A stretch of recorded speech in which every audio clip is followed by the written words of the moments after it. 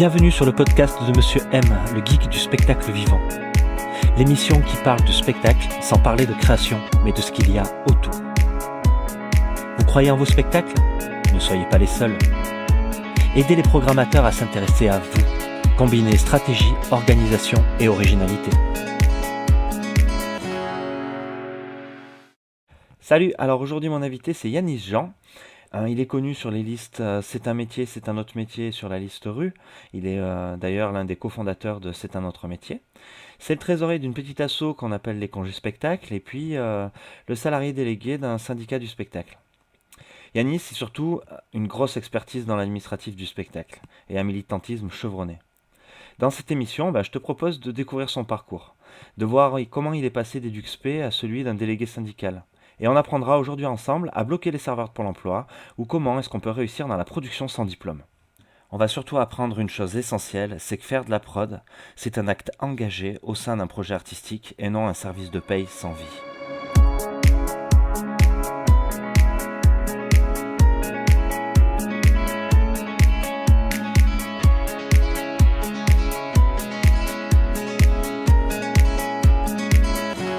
Ok, salut Yanis. Bonjour Nicolas. Bien content de t'avoir parmi nous. Je voulais directement te poser une question de flemmard qui est tout simplement comment est-ce que toi tu te présentes? Mon prénom c'est Yanis et mon nom de famille c'est Jean. Comment je me présente rapidement sur internet en tout cas, je me présente comme maître animé. Et animé par plein de choses, et particulièrement par le spectacle. D'accord. Et quand tu te retrouves devant un micro et que tu as une assemblée en face de toi à qui tu dois poser une certaine forme d'autorité? Généralement, je me présente par mon métier dans ce cas-là, qui est délégué général du syndicat des cirques et compagnies de création. C'est-à-dire c'est une organisation d'employeurs du spectacle vivant et j'en suis, on va dire que c'est l'équivalent d'un directeur, mais vu que je suis le seul salarié, je me dirige moi-même, quoi. En tout cas, j'essaie. Alors, j'ai regardé un petit peu, j'ai épluché ton CV qui est plus qu'impressionnant. Euh, J'aurais bien aimé que tu puisses nous raconter ta life, en fait, ta vie, parce que t'es quand même, t'es quand même un éducateur spécialisé à la base.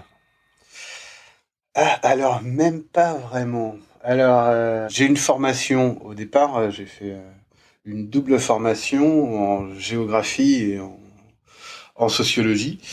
J'ai travaillé pendant quelques années au sein de mon université quand j'étais étudiant, parce que j'étais étudiant pauvre, donc je travaillais en même temps que j'étais étudiant, je travaillais à temps complet au sein de l'université.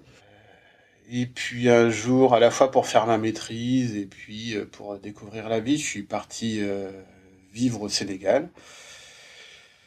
J'ai des amis qui sont venus me rejoindre, voilà, j'y ai passé un an, grosso modo, et puis je suis revenu. L'avion, comme souvent, il atterrissait à Paris, et du coup, j'ai commencé à vivre à Paris. Tu faisais quoi, du coup, au Sénégal? Juste y vivre pour le plaisir ou tu travaillais? Non, je faisais ma maîtrise, j'ai fait ma maîtrise sur l'évolution du processus démocratique dans un pays en voie de développement comme le Sénégal. Mais donc ouais, non, il y a eu une élection à ce moment-là, donc j'y ai passé longtemps et puis je souhaitais au départ je souhaitais y enseigner en fait, mais c'est relativement compliqué malgré tout quand on est blanc. Il y a beaucoup d'attentes, on va dire envers les blancs dans des pays en voie de développement. Et quand on est pauvre au départ, c'est pas toujours facile de répondre à ces attentes. Et donc, avec mes petits camarades, au bout d'un moment, on a choisi de revenir parce que c'est difficile, c'est très enrichissant, les pays en voie de développement, parce que, parce que j'étais déjà animé comme jeune adulte et ça remet un peu les yeux en face des trous. On se rend compte quelle chance on a que d'avoir un passeport français déjà et puis de vivre dans un pays riche. Euh, donc littéralement, ça calme un peu. Et puis voilà, donc je suis arrivé à Paris, donc j'ai cherché du boulot sur Paris parce que voilà, Faut travailler. voilà, faut bien travailler. Et j'ai commencé à bosser dans des startups à ce moment-là parce que j'ai une certaine facilité avec l'informatique. Ouais. Et c'était en 2000 et il y avait un gros mouvement dans les startups. Euh, voilà, j'ai fait comme tout le monde. Au début, j'ai fait de l'intérim, des trucs comme ça. Puis j'ai eu une mission qui m'a emmené dans une start-up de moyenne importance. Et puis ils m'ont gardé assez rapidement parce que j'avais des facilités. Et puis on m'a fait signer un CDI avec un salaire assez intéressant. Et puis bah du coup, il fallait que j'aille à Pôle Emploi. Enfin, c'était encore la NPE Ouais. pour dire que j'avais signé un CDI. Et quand je suis allé dans mon Pôle Emploi, j'ai vu une annonce comme quoi on cherchait un poste d'éducateur pour sortant de prison dans un centre d'hébergement et de réinsertion sociale, donc dans Paris. Et j'ai répondu à l'annonce. Et jouer avec Excel à longueur de journée, c'était quand même moins rigolo. C'était plus rémunérateur, mais moins rigolo. Et puis, bah, dans ce type d'emploi, très rapidement, le temps partiel, ça devient du temps complet parce qu'ils ont des nécessités. On m'a pris hein, comme ça, j'étais assez jeune. C'était une expérience très très riche, très prenante. Alors comment t'en es venu du coup à commencer à bosser, à faire de la... Parce que si je me trompe pas, t'es passé de ça à de l'accompagnement administratif de compagnie, c'était le diable dans la queue, c'est ça? Et Pas vraiment? bah, bon, déjà pour venir dans le spectacle, j'ai fait comme beaucoup de gens, j'ai couché en fait. Ah, Non, tout simplement comme éducateur, on m'a proposé un CDI, mais j'ai vécu une mésaventure avec une personne du centre d'hébergement qui un jour m'a posé une fourchette sur la gorge. Et quand c'est quelqu'un qui est poursuivi pour avoir assassiné deux personnes, tu le prends vraiment au sérieux. Voilà, ça, c'est un moment de vie extrêmement intense, et du coup, j'ai pas signé de CDI. Euh, donc j'ai été au chômage. Et je sortais avec ma voisine d'en face, dont la mère était administratrice. ah ouais, t'as couché, c'est bien ça. Administratrice, exactement. Et puis administratrice à l'ancienne, elle avait un doctorat d'économie. Enfin, elle a Ouais. toujours d'ailleurs ce doctorat d'économie. Donc de très très grosses compétences, mais elle avait une cinquantaine d'années et des grosses difficultés avec l'informatique. Et du coup, bah, après, je me retrouvais au chômage. Et j'étais forcément, enfin, j'étais assez souvent chez elle et je la voyais faire. Et puis, donc, administratrice à l'ancienne, remplir énormément de papiers. Et à un moment, je lui ai dit, écoute, je pense que je pourrais peut-être t'aider parce que avec Excel, on pourrait quand même faire des trucs. Voilà, je pense que on pourrait gagner en efficacité. Et puis, voilà, dans un échange, voilà, vraiment à l'ancienne, elle m'a appris son métier. Et puis moi, je lui ai fait, j'ai fait des outils, du coup, sur Excel, je lui ai apporté des compétences plus informatiques. Donc j'ai appris le métier plutôt sur Paris avec du théâtre, de la danse, un peu de tout. C'était très bien, ça m'a confronté à des milieux que je connaissais pas du tout. Ça m'a permis déjà de voir de plus long terme dans mes choix professionnels ensuite, de voir sur quel secteur du spectacle vivant j'avais envie de travailler ou pas. Et par exemple, la question de la relation dans le monde du théâtre, donc un théâtre du haut du panier, mais cette relation un peu monarchique du metteur en scène, euh, c'était pas tellement pour me plaire. Et puis d'un autoritarisme, il y a le metteur en scène, et puis il y a les autres, quoi. Cette relation-là me satisfaisait pas tellement. Mais de fil en aiguille, j'ai appris ce métier. Et puis, vu que souvent, avec le chômage, vient une certaine paupérisation, au bout d'un moment, officiellement, je vivais chez un copain qui, on vivait dans un studio. Et puis un jour, il m'a dit qu'il faudrait peut-être quand même que je trouve une solution. Et du coup, bah, je me suis dit, bah voilà, ça a l'air, j'ai appris ses compétences, ça a l'air pas mal. J'ai acheté le Goliath et le guide du CNT. Ouais. J'ai passé un peu de temps à saisir toutes les adresses mail dans un Outlook parce qu'il n'y avait pas de version numérique. Bon, faut se rassurer, 20 ans plus tard, il n'y a toujours pas de version numérique de ces outils. Euh, ah ouais. Et, Alors, pour ceux qui connaissent pas, c'est quoi le Goliath? le Goliath, c'était le guide des arts de la rue et l'annuaire des arts de la rue et du cirque. C'était édité par Feu hors les murs. Et qu'est-ce que c'est devenu tout ça? Bah maintenant, Hors les murs et le CNT sont regroupés dans une seule structure qui s'appelle Arsena et qui est le centre de ressources pour le cirque, les arts de la rue et le théâtre. Et, aujourd'hui, maintenant, ils discutent de mettre tout ça en numérique. Euh, donc, non, pas du tout. Donc dans 5 ans, ça devrait être OK. Voilà, avec quelques centaines de milliers d'euros d'argent public, tout ça devrait se faire, et puis ça sera sûrement. Non, voilà, du coup, j'ai envoyé un mail en me prétendant Hmm. administrateur, et à ma grande surprise, il y a des gens qui y ont cru, quoi. Comme quoi, hein. Voilà, on m'a appelé, et puis et puis j'ai pu choisir mes employeurs.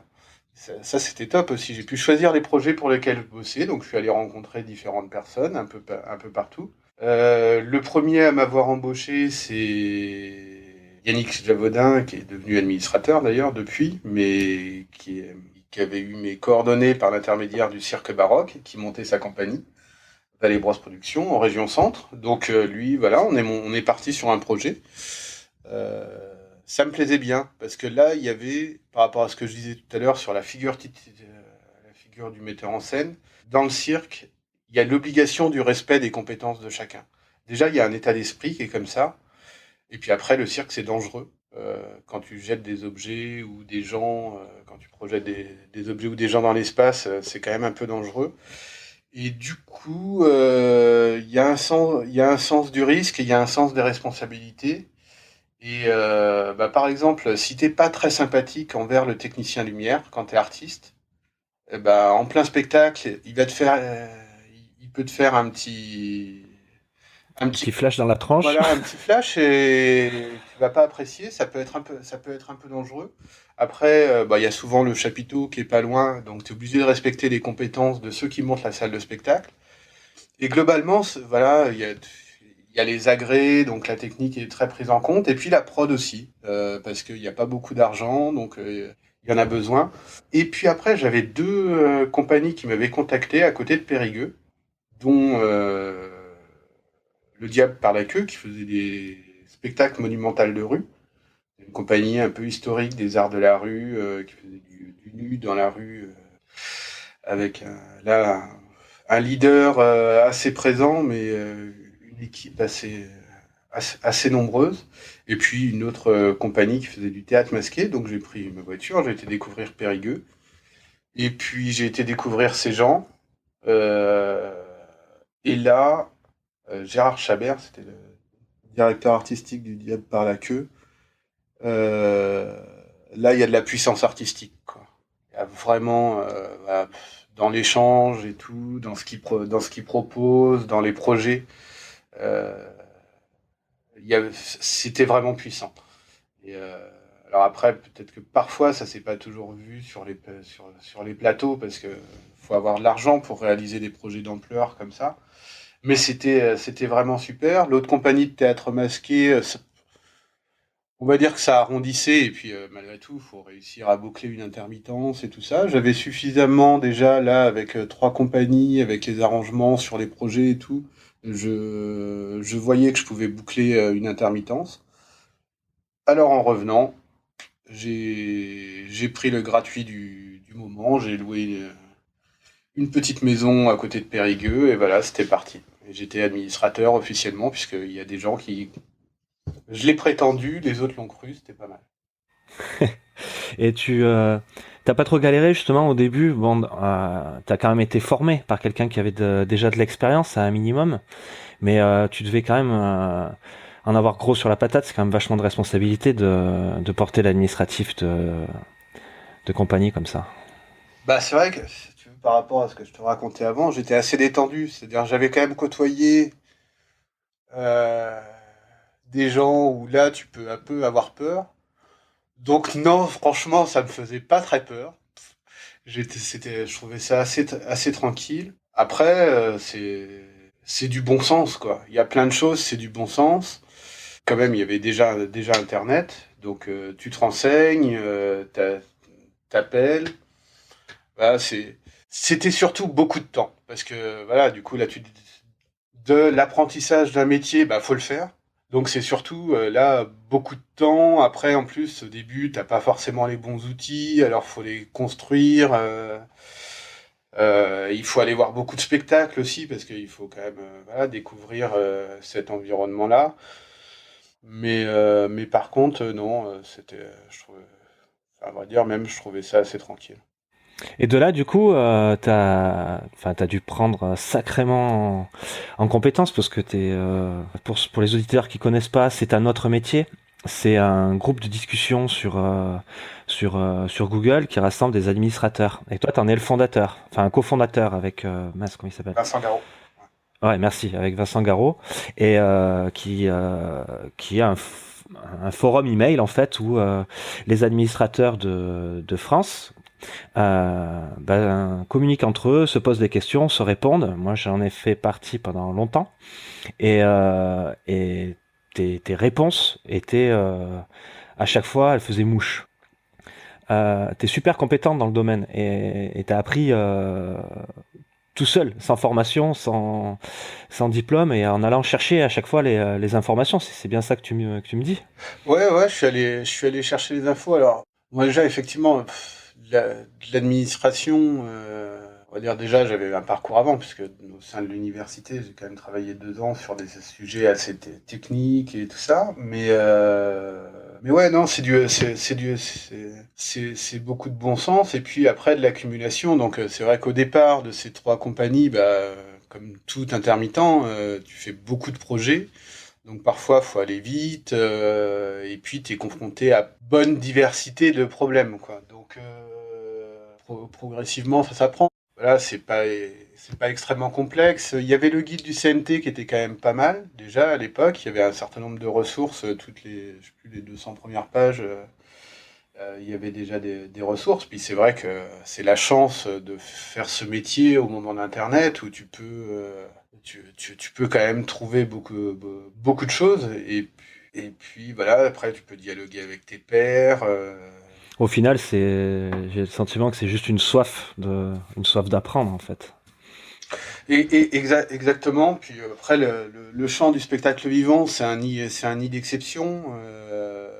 Voilà, ça se reproduit. Puis oui, puis quand tu es confronté à plein de compagnies, après ce que je disais tout à l'heure, au début, t'as pas d'outils, puis après, bah, t'as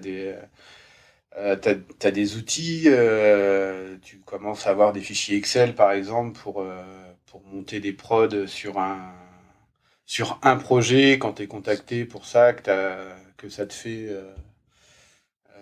que tu as une quinzaine de cachets pour monter une petite prod, bah, vu qu'il en reste encore beaucoup des cachets à avoir, tu as intérêt d'être assez productif, quoi. Donc t'as des outils, puis il y a des choses, c'est acquis, voilà, c'est fait une fois, c'est pas fait une fois pour toutes, mais quand même un peu.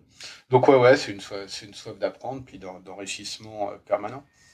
Bon, maintenant, t'es plus forcément administrateur, mais t'es passé quand même par la case des congés spectacles, où t'as fait partie du CA. Ouais, je suis secrétaire. C'est une association, je suis secrétaire de cette petite association. Ouais. C'est petit, oui, c'est vrai, toute petite association. Et bien sûr, bah, t'es délégué général du SCC. Tu peux nous en parler un petit peu? Ouais, bah si on fait toujours mon parcours, comment j'en suis arrivé là, du coup, vu que j'étais un peu en tournée permanente entre les diverses compagnies, j'ai au tout début, j'ai commencé à rassembler les informations justement, les informations que j'avais sur un site internet pour moi. C'est-à-dire sur internet pour moi, pour pouvoir toujours les avoir, parce que tu vas à l'autre bout de la France. Hein, si t'es confronté à un problème, elle est où est l'info? Et puis au bout de quelques mois, je me suis dit, bon, c'est pas la peine que je garde tout ça pour moi, parce que globalement, vu que les informations sont publiques, bah, et de toute façon, j'ai jamais trouvé que partager la connaissance, c'est rien perdre pour soi-même, quoi. Moi, on m'embauchait pour mes compétences, pas pour mes connaissances. Et donc j'ai monté un site ressource qui s'appelait La Petite Agora. Voilà, je rassemblais toutes les informations que j'accumulais au fil du temps et j'intervenais beaucoup sur la liste rue, comme aujourd'hui j'interviens sur c'est un autre métier. Alors la liste rue, c'est une liste d'échanges publics entre gens d'art de la rue, qui était gérée au moment de sa gloire par Ifig du Fourneau, qui est décédé malheureusement, mais voilà, il y avait beaucoup de gens, donc j'étais assez identifié comme une ressource. Et un jour, j'ai eu deux moments qui m'ont plus identifié. C'est la question du numéro d'objet, où j'ai indiqué que moi je refusais cette réforme qui mettait un code barre sur les spectacles. Et du coup, avec mon petit site internet, j'avais une bonne audience et j'ai monté un petit blocage des serveurs des acédiques. J'ai proposé à plein de compagnies un peu partout en France d'utiliser nos fax pour faire sauter. Avec une petite routine Excel, on créait des PDF et puis tu vois, après tu peux envoyer des fax gratuitement. Et puis du coup, on envoyait des milliers de pages de fax avec un titre de spectacle pour générer un numéro d'objet d'une chanson d'Ayam qui nique les acédiques. Exploser un type des acédiques. Voilà. Donc ça a été un petit moment voilà, d'identification, on va dire, au niveau national. Et puis j'avais proposé qu'on se rassemble entre administrateurs, qu'on fasse une liste. Ça avait déjà existé, mais je ne le savais pas au début des années 2000. Mais bon, voilà. Il y avait eu un petit rassemblement d'administrateurs. Mais sur la liste rue, je l'avais proposé, puis ça n'avait pas tellement pris. Et Vincent Garot, qui lisait aussi la liste rue, lui, au moment d'un festival, il a rencontré plusieurs administrateurs et ils se sont dit, bah, on pourrait faire ça. Du coup, il m'a contacté, il m'a dit, ouais, j'ai trouvé des gens que ça peut intéresser. Est-ce que ça te dit toujours? Et du coup, on a monté un Google Group tout simplement parce qu'il fallait que ça soit simple, gratuit. Il n'y a pas de chef. Voilà, ça se passe comme ça. Et puis aujourd'hui, il y a 2000 membres, quoi. On est presque 10 ans plus tard. Donc un lieu d'échange qui fait qu'effectivement, là, j'ai été un peu plus identifié. Et puis entre-temps, j'ai été élu de la Fédération des Arts de la Rue. D'abord en région, j'habitais Montpellier à ce moment-là. Et puis après au national. Mais par contre, c'était un moment où j'en avais marre d'être intermittent. J'ai subi un contrôle mandataire et j'ai été écœuré de devoir justifier que je travaillais. Parce que pendant le contrôle mandataire, tu perçois pas d'ACDIC tout le temps de fournir les pièces, comme quoi t'as pas de signature sur les comptes, etc. Et puis, bah, mon seul tort, c'est d'avoir travaillé, quoi. Et en plus, les pièces qu'on te demande, c'est que en rapport avec ton travail, quoi. Donc voilà, et puis j'ai jamais été pour la permittence. Donc je cherchais un emploi permanent. Et le premier qui m'a embauché, Yannick Javaudin, je travaillais toujours avec lui. Quelque temps, on avait été adhérents du Synavi, et puis ça nous avait pas tellement convenu en région centre. Et du coup, on s'intéressait au SCC. Et à ce moment-là, il est allé à une réunion du SCC parce qu'on disait qu'on pouvait adhérer. Et il recherchait un délégué général. Donc il m'a... Alors le SCC, c'est le syndicat du cercle de création, hein, pour ceux qui connaissent pas. Exactement. Et puis voilà, du coup, je suis devenu délégué général du SCC. Et puis, ouais, je m'intéressais à ces sujets, là, la question de la caisse des congés, par exemple, je m'intéressais à ces sujets, alors j'étais assez énervé. Ça gère beaucoup d'argent. Et du coup, voilà, je me questionnais. Et bah, comme délégué général, je suis élu par la voix des entreprises, mais la première fois, j'ai peut-être été nommé, je me rappelle plus bien. Mais en tout cas, maintenant, je suis élu et en fait, c'est grâce aux adhérents aux participants de la liste, c'est un autre métier. Il faut un certain nombre de voix, enfin voilà, il faut qu'il y ait des gens qui votent pour toi. Et du coup, à un moment, je me suis dit, bah plus, c'est toujours pareil, quand on a envie d'en savoir plus sur les choses, autant participer. Donc je vais aller voir un peu ce qui se passe là-dedans. Faut dire que c'était un moment où c'était un peu le bordel en plus au congé spectacle.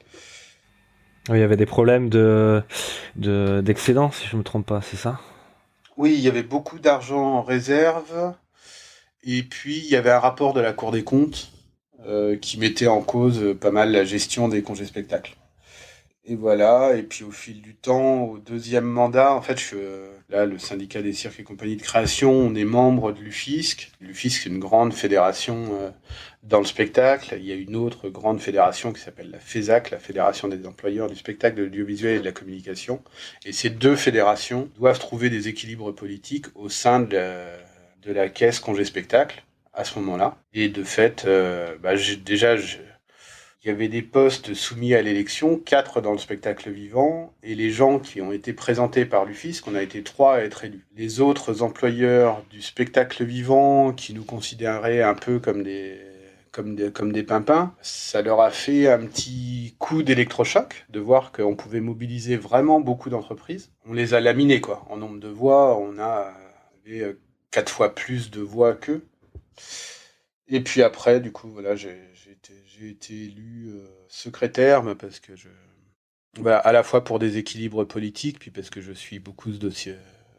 Ce dossier, du coup, je m'implique. D'ailleurs, il va y avoir des élections l'an prochain. Je ne sais pas encore si je vais me présenter. C'est enrichissant, je suppose, et tu dois euh, arriver à apporter pas mal de trucs du coup au congé spectacle. Ou pas du tout, tu passes pour le gueuleur de service. Ah non, alors c'est les coulisses du spectacle vivant. Bon, moi maintenant, je vis au quotidien les coulisses du spectacle vivant. Je négocie les conventions collectives, je participe à un tas d'organismes du spectacle vivant, plein d'endroits où vous adressez vos cotisations.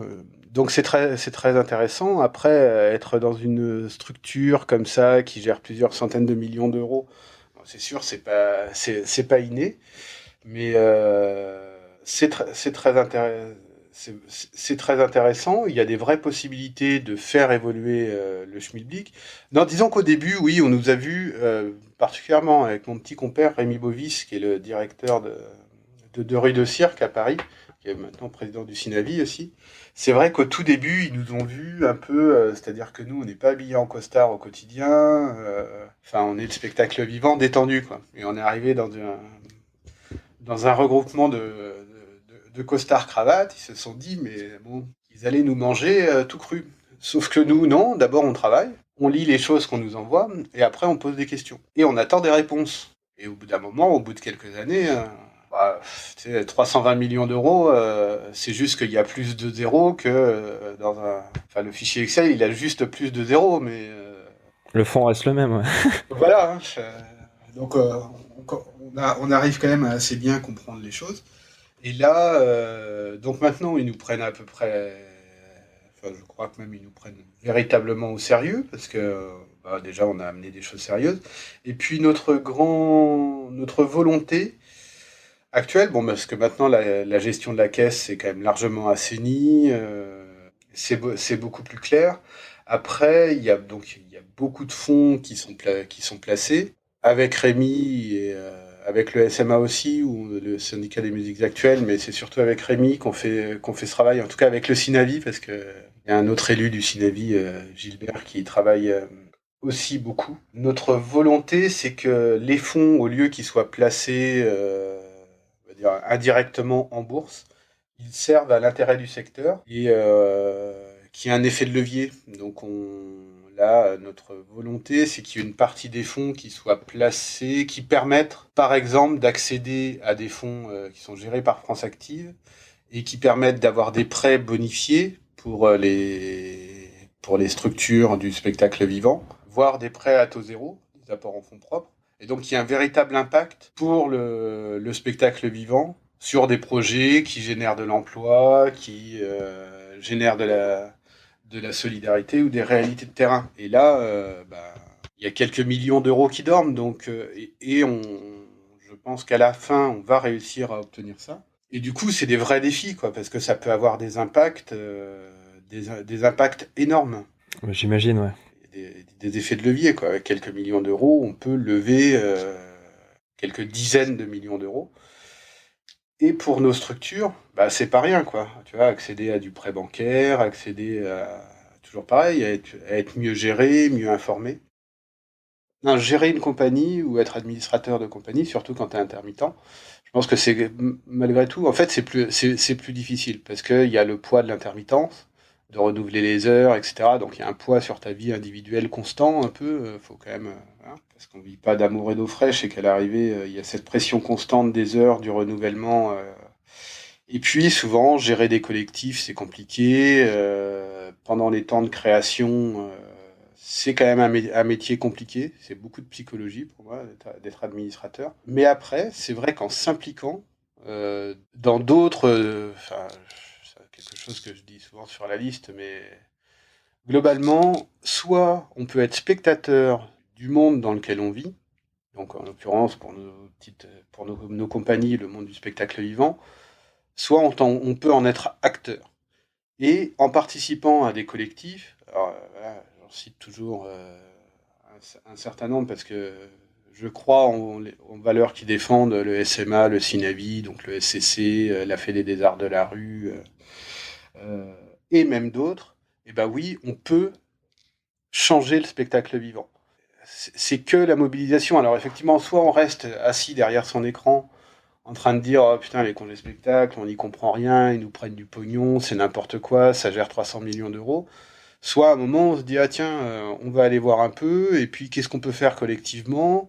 Ah bah tiens, collectivement, tu vois, en mobilisant quelques milliers, tu vois, c'est même pas énorme, parce qu'en fait, quelques centaines ou quelques milliers de gens, euh, eh ben on peut être élu et on peut changer des choses véritablement à l'échelle du secteur. Mais pour ça, il faut quand même se tenir vachement informé des choses, de ce qui se passe. Quels sont les outils que tu donnerais à un administrateur qui se lance pour justement où est-ce qu'il peut aller chercher toutes ces informations sur Internet? Tu me parlais de la petite Agora, ça existe encore? Alors, la petite Agora, quand je suis devenu salarié du syndicat, ça a été transformé. Le syndicat avait pas de site, donc c'est devenu le site du syndicat, sur lequel il y a plein de ressources. Donc, sur le site du syndicat, il y a pas mal du SCC. On est toujours dans cet esprit de donner, de rendre public à la fois des informations sur, on va dire, les coulisses du secteur, et puis d'avoir un certain nombre de fiches pratiques, donc compagnie de création.fr.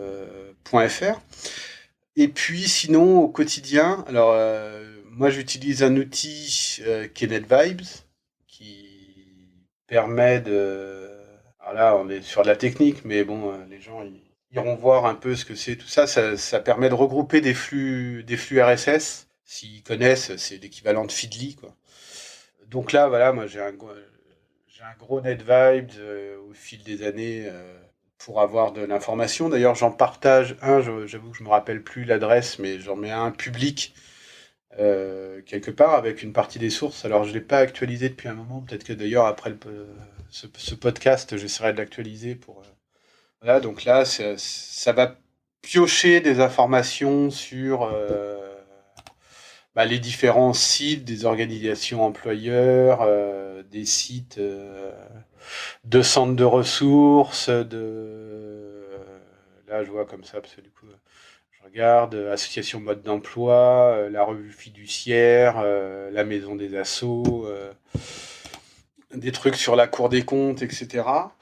Donc de s'abonner à des alertes comme ça gratuites.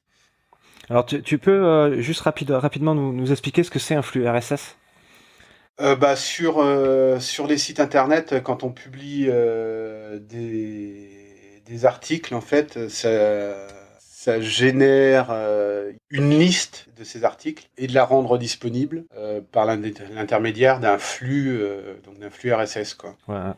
Donc en gros, ça récupère les informations qui sont publiées de sites extérieurs et avec un outil comme Feedly ou NetVibe, ça permet de rassembler toutes ces informations sur une petite plateforme qui vous est personnelle et qui permet du coup d'avoir sur une seule page toutes les informations. Donc tu te proposais de nous partager ta page de flux RSS. Je crois que c'est celle-là que tu avais mis en ligne, enfin que tu avais partagé déjà, je pense, sur la liste. Je t'enverrai le lien pour que tu puisses le mettre en lien, et puis surtout, enfin, en fait, parce que maintenant, il y a plein d'outils qui permettent de recevoir des lettres d'information, de veille, etc. Tous les centres de ressources en proposent. Mais pour moi, l'avantage de NetVibes ou de Feedly, c'est que tu les gères quand tu veux. Et t'es pas ça rentre pas dans ton flux de mails. Parce que maintenant, on reçoit tellement de mails que ça devient compliqué. En fait, tu subis le mail,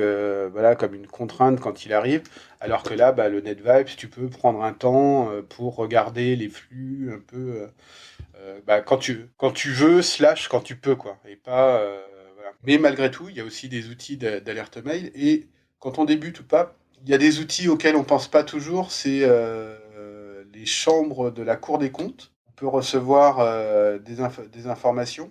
Et ça permet de voir, par exemple, alors c'est souvent sur des institutions culturelles ou des théâtres, mais du coup, il y a des tableaux d'indicateurs, et puis d'avoir des informations sur le secteur. Le coût au fauteuil, la subvention au fauteuil, la façon dont sont gérées des informations sur la saison, ou des tableaux de bord qui permettent d'avoir des informations sur, ah bah oui, tiens, je pourrais faire des tableaux de bord un peu de la même façon. Bah après, j'aurais tendance à recommander aussi de se faire coopter pour des listes comme c'est un autre métier, parce que c'est une grande richesse, y compris de veille, quoi, de voir les problématiques auxquelles les autres sont confrontés. Bah souvent, voilà, ça peut renvoyer vers des choses pour soi-même. Alors ceux qui connaissent pas ces listes, hein, c'est un autre métier, la liste rue, et c'est un métier. Il faut se faire coopter justement pour rentrer à l'intérieur, c'est-à-dire il faut qu'une personne qui en fait partie vous parraine en fait. Ça reste gratuit, hein, mais vous parraine pour pouvoir intégrer cette liste-là. C'est pour éviter d'avoir trop de monde à l'intérieur, d'avoir des espions et compagnie qui sont dans la liste et d'avoir des listes pourries par la publicité et par d'autres informations. Et c'est pour que les gens se rencontrent physiquement, parce que tout ça c'est virtuel, mais il y a plein de rencontres un peu partout, comme parce que le début de C'est un autre métier, c'était pour répondre à l'isolement de l'administrateur, qui bien souvent est tout seul, soit dans une compagnie, dans un petit bureau caché quelque part, soit chez lui, et qui est confronté à des problèmes voilà, un peu techniques. Alors, aujourd'hui, c'est devenu plus à la mode de parler du stress au travail et tout ça, mais n'empêche que voilà, c'était pour permettre d'échanger. Et puis la cooptation, bah, c'est parce que il faut sortir de son bureau, il faut aller dans des rencontres physiques, et puis du coup, vous rencontrez vos homologues, et puis il va bien y avoir quelqu'un pour vous coopter. Mais c'est justement pour pas rester dans cette situation d'isolement, quoi. Où est-ce qu'on peut être au juste si on fait pas partie de la liste justement et que on voudrait justement participer à ces rencontres?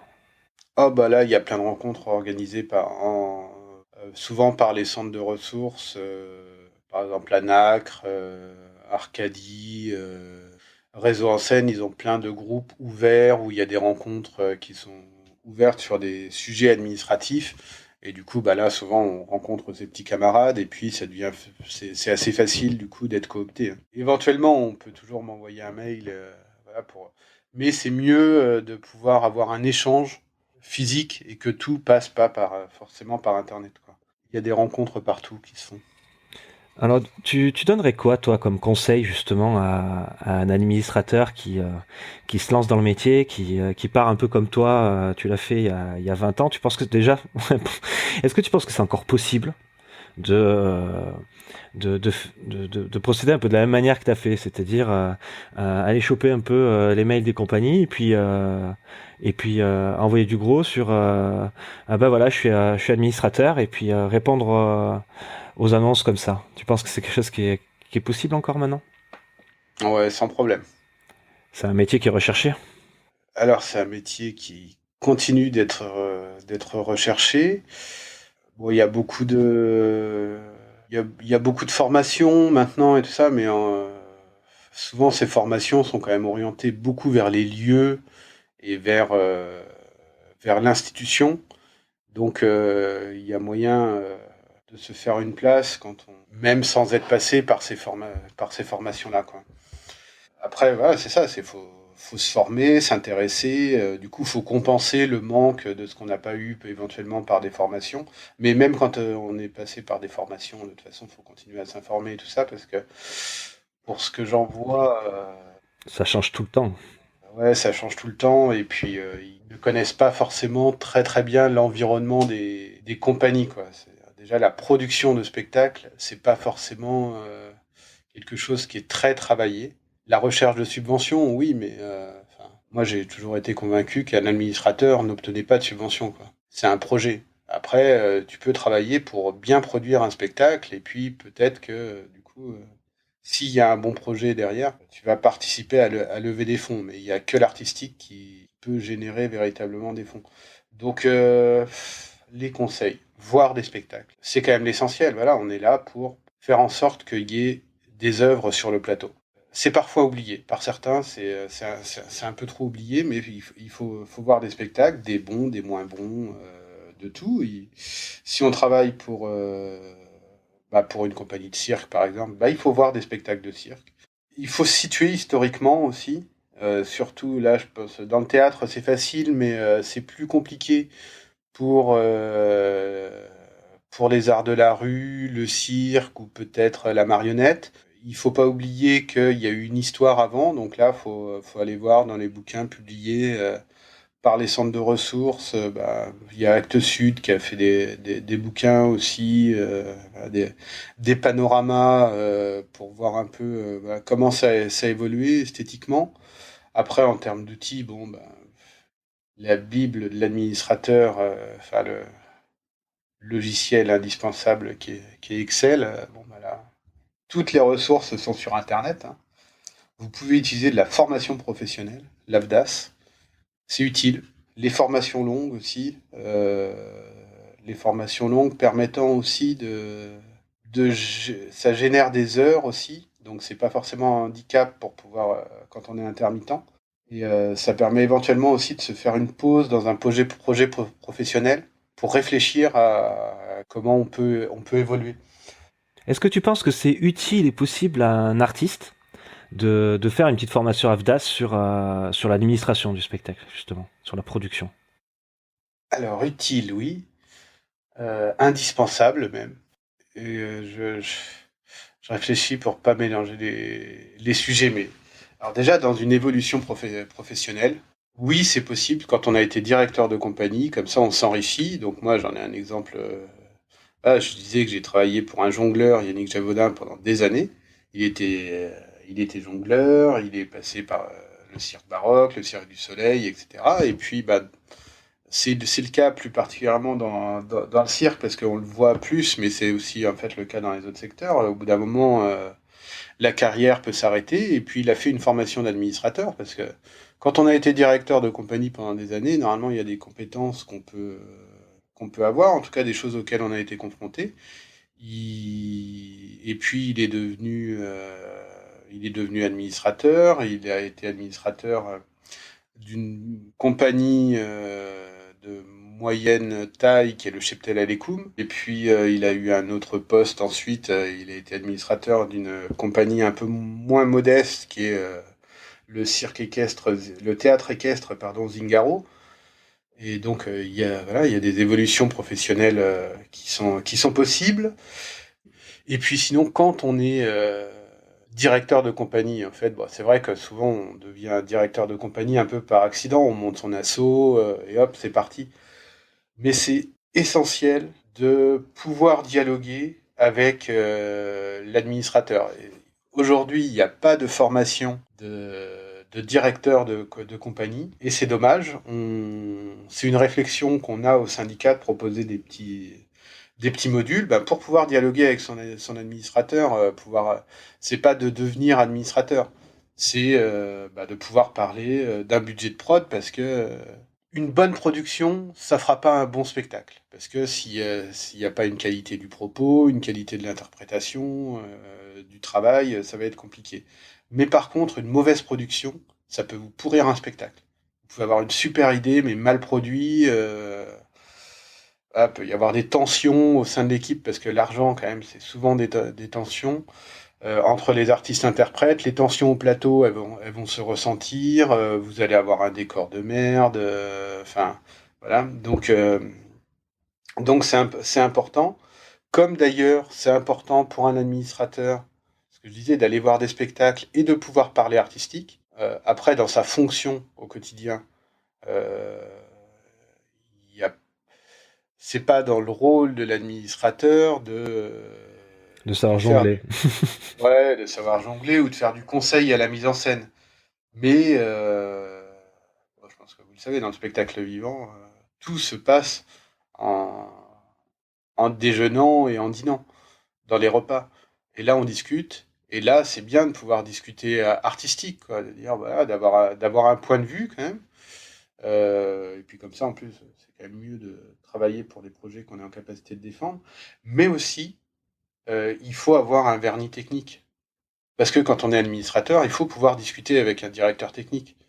Donc, moi, alors malheureusement, j'ai pas utilisé de formation AFDAS encore. Ça, c'est un vrai reproche que je me fais. Mais j'avais demandé il y a quelques années, et puis vu que maintenant j'ai quand même beaucoup de potes dans le métier, je le fais encore de temps en temps, à un directeur technique de me faire toute on avait passé 3 jours ensemble sur la lumière. Donc le matériel, le pourquoi, on va dire la coulisse de la fiche technique. Parce que bah, voilà, quand on produit un spectacle, il y a la question de la diffusion. La question de la diffusion, c'est de l'ouverture, de la hauteur, de la profondeur. En dehors du fait d'avoir voilà, cette œuvre-là à vendre, il faut qu'elle rentre dans un. Quand on essaie de rentrer dans un théâtre, elle va rentrer dans certains théâtres et pas dans d'autres. Là, j'y pense parce que j'ai travaillé pas mal pour du cirque. Et ben, la hauteur, par exemple, c'est une vraie contrainte. Et puis après, il y a une fiche technique. Et il y a un DT qui peut vous mettre 80 gamelles ou 40 gamelles. Et encore faut-il pouvoir discuter avec lui de pourquoi là, il y a 80 gamelles. Est-ce qu'on peut pas faire un effort, améliorer des choses, et d'avoir une vraie possibilité d'échange. Alors à la fin, c'est ça, vous n'allez pas vous retrouver derrière une console pour faire la lumière. Mais vous pouvez dialoguer avec les autres acteurs de la production pour savoir pourquoi ils défendent le fait là d'avoir une fiche technique qui est par exemple de moyenne importance, parce que quand vous allez être en discussion avec un directeur d'une scène conventionnée, par exemple, lui, il va vous le dire que la fiche technique, elle est un peu lourde. C'est bien de pouvoir aussi avoir les arguments, et puis toujours pareil, de comprendre un peu dans quel environnement vous êtes, quoi. Donc voilà, toujours pareil.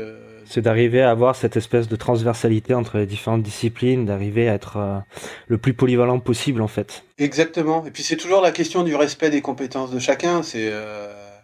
Voilà, les autres ont des compétences, ça peut être enrichissant. Et quand on dit à un administrateur qui débute, là, je repense à ta question, c'est vrai qu'au début, on n'a pas forcément des droits formation, par exemple, mais on peut tout à fait, voilà, dire avec Otekos avec lequel on bosse sur un projet, est-ce que tu peux pas me faire une formation? Vous passez 3 jours chez lui. Peut-être que vous vous connaîtrez mieux et ça peut être bien. Puis voilà, vous allez acquérir des choses en dehors du système économique classique où on paye des formations, etc. Là, il y a plein de trucs parce que voilà. Et en termes d'outils, un bon professionnel a des bons outils. Donc ça coûte du pognon. Alors je dis pas à vous, hein, comme salarié, à la compagnie. On peut dire ce qu'on veut, mais à minima, cool paix ou spectacle, et ben quand même, quand on doit faire de la paix, voilà, ça déchire et vous embêtez pas à faire des paix sur Excel, c'est mort. Ou alors sinon externaliser quoi. Voilà, mais du coup, voilà, faut investir. Quand votre outil pour travailler, donc c'est quand même un gros outil Excel ou Word pour faire les dossiers, à un moment, je sais plus combien ça coûte, mais c'est une centaine d'euros pour une compagnie. Ouais, faut qu'il les investisse parce que passer son temps à résoudre le problème du logiciel craqué ou je ne sais quoi, c'est quand même un cauchemar. Bon, après, il y a des alternatives open source. Il y a LibreOffice, mais malgré tout, Calc, dans la suite LibreOffice, c'est pas au niveau d'Excel. Ou l'équivalent chez Google, c'est quand même pas au niveau d'Excel. Et donc, voilà, à un moment, faut convaincre les compagnies d'avoir des outils. On disait la question de la veille, un petit abonnement à la lettre du spectacle, c'est quand même bien. Éventuellement, un jurisculture, au moins pour avoir l'actualité des taux, des cotisations, etc. Mais bon, la lettre du spectacle, ça reste... voilà. C'est pareil, c'est pratique d'être informé un peu des coulisses du spectacle. Donc oui, et puis rester en veille justement sur les outils en ligne qui peuvent éventuellement vous faciliter la vie. Je pense à Moving Motion par exemple qui propose, en fait c'est de l'externalisation de la paie, mais c'est en ligne, l'outil est pas mal foutu. Par exemple, c'est bien d'être en veille, de savoir que ça existe. Vous n'êtes pas obligé de les utiliser, c'est comme outil, mais c'est bien de savoir que ça existe et que vous avez ces possibilités-là, quoi. Si vous ne payez pas un spectacle ou si vous voulez pas faire de paie, quoi. Puis après, il y a une question aussi de collaboration d'équipe, où je sais que les CRM, par exemple, c'est quand même quelque chose qui peut être très utile quand ça rassemble les devis, les factures qui sont gérées par le diffuseur, qu'on peut transformer en facture quand on est l'administrateur et que derrière, on peut mettre les options dans l'agenda de chacun et qu'on peut avoir une vision globale de tout ça. Ça reste, c'est aussi un outil que moi je considère quand même assez utile. Bah ouais, je sais qu'il y en a un sur Zo, là il y a une adaptation sur Zo, qui est un CRM, et puis sinon il y a Bob Booking au moins. Oui, après ça reste des budgets comme Bob Booking, Mascaron, etc., qui restent des budgets à 50 € par utilisateur. Mais il y a des alternatives comme Suite CRM par exemple, qui est un logiciel open source qui va demander du temps, de l'énergie et pour pouvoir arriver à le configurer correctement pour son activité. D'ailleurs, c'est quelque chose que moi je propose pour les compagnies, qui permet derrière d'avoir une solution gratuite avec multi-utilisateur qui est hébergé directement sur le domaine de son site internet, qui peut communiquer avec WordPress, qui peut communiquer avec les agendas Google des artistes, etc. Et ça, c'est quand même quelque chose de pratique aussi, quoi. Je sais pas si tu connais, toi, Suite CRM ou... Non, je connais pas, du coup là je regarde, mais alors en tout cas je te rejoins totalement, ce type d'outil, il faut trouver l'outil qui vous va bien. Enfin, c'est comme voilà, avec les autres professionnels. Il y en a effectivement qui coûtent cher, alors ça dépend de l'échelle des compagnies que vous avez, des besoins. Enfin, d'abord des besoins. Après, parfois dans le spectacle, on a une vision déformée parce qu'il faut être franc, on paye pas toutes les heures qui sont faites. Alors à la fin, concrètement, si la compagnie elle vous fournit pas le bon outil, parfois ils s'en foutent parce que de toute façon ils vous payent un montant par jour, puis si vous travaillez le double, ça sera la même chose. Mais c'est quand même pénible. Hein. Et puis surtout, ce qui est intéressant, c'est pas de faire des fiches de paie ou de faire de l'Excel pour faire de l'Excel. Ce qui est intéressant, c'est de développer un projet. Et du coup, ça libère du temps pour développer un projet, quoi. Et pour la satisfaction de bien travailler aussi. Mais ça n'a pas l'air mal du tout, là, comme ça, je regarde rapidement, d'ailleurs. Ouais, c'est un bon petit outil. Ça ne donne pas trop au micro, mais les petits CRM, bien en discuter en off. Ouais, mais je te filerai un accès sur comment j'ai configuré mon truc, où ça édite les fiches de route, ça a pas la qualité esthétique et ergonomique d'un logiciel payant comme Bob Booking où tu as toute une équipe derrière, mais en payant, quand on n'a pas de compétences techniques, en payant un codeur derrière, moi qui me coûte 150 € à l'année, pour un quota d'heures en fait, il va me faire les mises à jour quand j'ai quelque chose de spécifique que j'arrive pas à faire. Il va me le faire et du coup ça me coûte ça à l'année, quoi. Et puis 5 € avec par an, l'hébergement, par mois pardon, pour l'hébergement, et puis voilà, quoi. Bon, dis donc, ça fait 1h10 qu'on est ensemble, j'ai explosé le quota. Je vais essayer d'aller à l'essentiel du coup. Faut que tu fasses un podcast sur les outils. Ouais, carrément. Franchement, ça serait un super truc. Ouais. Il y a un bouquin, toi, que tu conseillerais à un administrateur en particulier, qui n'a pas forcément rapport directement à aller chercher des infos ou savoir comment faire des payes, hein, mais qui, toi, t'a apporté en fait dans ta vision du métier. Ouais, non, j'ai pas d'idée. Là, comme ça ne me vient pas. Ok, alors tu vas me sortir un dicton qui te revient souvent en tête. Il n'y a que la qualité qui soit économique. Que c'est joli. Je l'ai vérifié à de multiples reprises.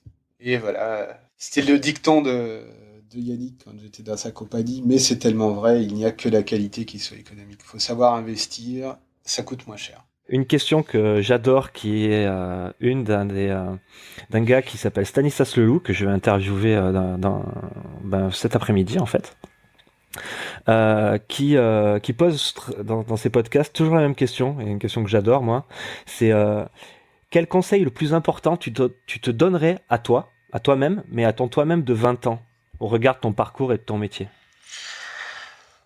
Quel conseil à moi, 20 ans. Ah putain. De pas dire oh putain devant un micro.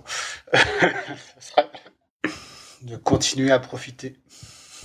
Ah, c'est beau ça. Ouais. Ça, c'est beau. Eh ben écoute, je te souhaite de continuer de profiter encore et encore, d'être toujours un être animé. Et puis j'espère que ça aura plu aux gens qui nous écoutent, que ça aura éclairé quelques administrateurs sur leurs pratiques, donné envie à des artistes de s'impliquer peut-être un peu plus dans la partie production et d'essayer de comprendre, et à l'administrateur d'avoir envie d'aller s'accrocher aux grilles de lumière de leur théâtre. Écoute, merci à toi Yanis, vraiment, c'est super chouette. Eh ben avec plaisir, merci Nicolas. Et puis j'espère te rencontrer dans la vraie vie très prochainement. Alors comme toujours, je vous invite à télécharger les liens dont nous parlons dans cette émission.